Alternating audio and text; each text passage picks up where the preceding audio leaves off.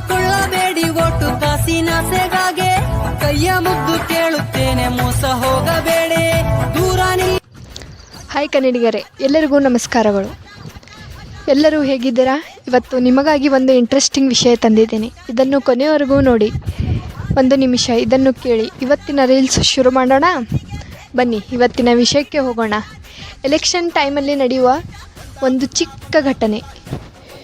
ಚುನಾವಣೆ ಬಂದಾಗ ಅಣ್ಣ ಅಕ್ಕ ನಿಮ್ಮ ಒಂದು ಮತ ಬೇಕು ಅಂತ ನಮ್ಮ ಮನೆ ಬಾಗಿಲಿಗೆ ಬರುತ್ತಾರೆ.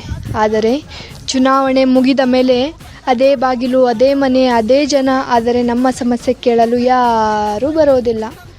ನಮ್ಮ ಮತ ಕೇಳಲು ಸಮಯವಿದೆ, ನಮ್ಮ ಮಾತು ಕೇಳಲು ಸಮಯ ಇಲ್ಲವಾ?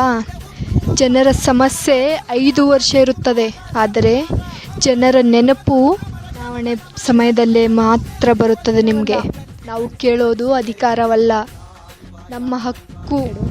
ನಾವು ಕೇಳೋದು ಉಪಕಾರವಲ್ಲ, ಜವಾಬ್ದಾರಿಯುತ ಆಡಳಿತ. ನಮ್ಮ ಮತಕ್ಕೆ ಗೌರವ ಕೊಡಿ. ನಮ್ಮ ಮತಕ್ಕೆ ಗೌರವ ಕೊಡುವವರು ನಮ್ಮ ಧ್ವನಿ ಗೌರವ ಕೊಡಿ. ಪ್ರಶ್ನಿಸೋದು ನಮ್ಮ ಹಕ್ಕು, ಉತ್ತರ ಕೊಡುವುದು ಜನಪ್ರತಿನಿಧಿಯ ಜವಾಬ್ದಾರಿ.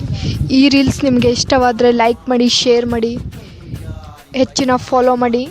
ಇಂಥ ಇಂಟ್ರೆಸ್ಟಿಂಗ್ ವಿಡಿಯೋಗಳನ್ನು ನಿಮ್ಮ ಮುಂದೆ ತರಲು ನಾನು ಬಯಸುತ್ತೇನೆ. ನಿಮ್ಮ ಅಭಿಪ್ರಾಯವೇನೆಂದು ಕಮೆಂಟ್ನಲ್ಲಿ ತಿಳಿಸಿ. ಮತ್ತೆ ಸಿಗೋಣ. ಧನ್ಯವಾದಗಳು. ಜೈ ಹಿಂದ್, ಜೈ ಕರ್ನಾಟಕ, ಜೈ ಕನ್ನಡಾಂಬೆ.